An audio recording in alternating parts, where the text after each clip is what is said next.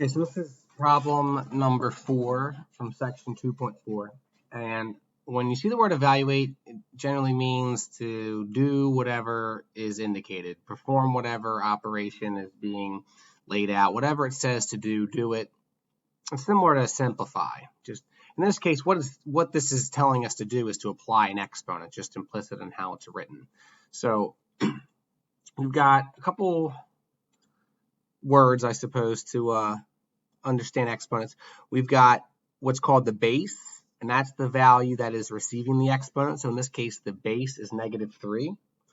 And then we also have the exponent itself, which is the value that is raised up as a superscript. And I'm going to write that out here. Let's get the right colors going. Red. Okay, so red is the base.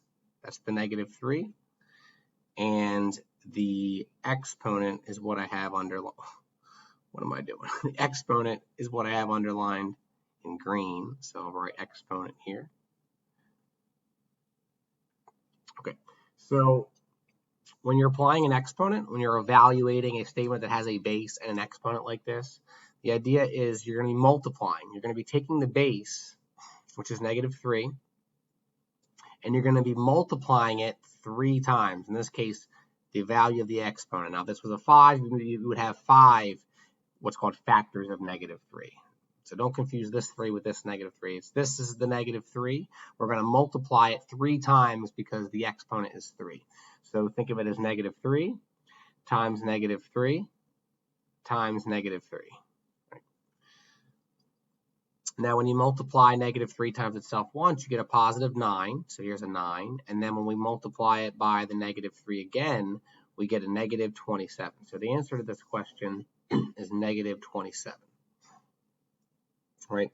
Every time you see a exponent like this, I'll give you another example, right? The base in this case is 5.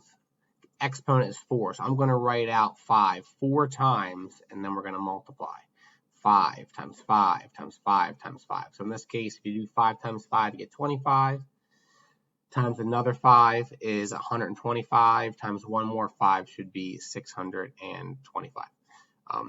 So you can use a calculator to assist you through these to help you check yourself. But ideally, it's helpful to build your times tables and practice without a calculator. But you can use a calculator for these. Hopefully that helps. If you have any other questions, let me know. Thank you. Bye.